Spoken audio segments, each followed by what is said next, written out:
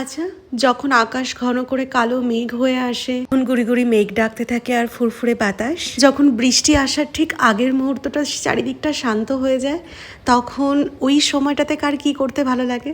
আমার তো ওই সময় এক কাপ চা হাতে পছন্দের বই পড়তে খুব ভালো লাগে। শনিবার দিন বিকেলবেলাটা ঠিক এরকমই একটা ওয়েদার হয়েছিল। সত্যি বলতে বই ছেড়ে ওঠার একদম ইচ্ছে ছিল না। তারপর কিছুটা আলস্যি ভাঙিয়ে উঠলাম, এসে গাছগুলোর পাতাগুলো একটু ভিজিয়ে দিলাম।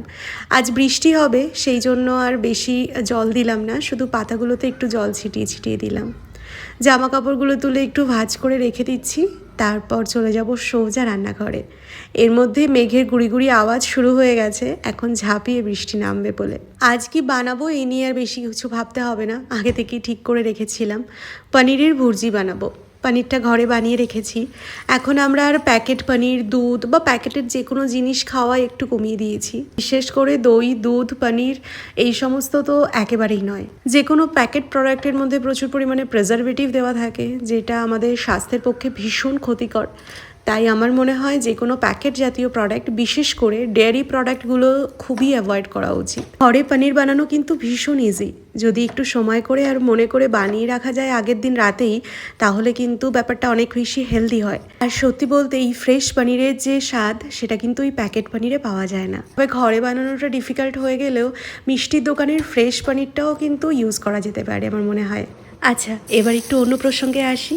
গতকালের ভিডিওতে তোমরা আমাকে অনেক ভালোবাসা দিয়েছো, সবাইকে অন্তর থেকে অনেক ধন্যবাদ। বিশ্বাস করো, এত ভালোবাসা পাবো আমি কখনো ভাবিনি। তোমাদের এত সুন্দর সুন্দর কমেন্টগুলো আমাকে অনেক বেশি মোটিভেট করে, অনেক বেশি পজিটিভিটি দেয়।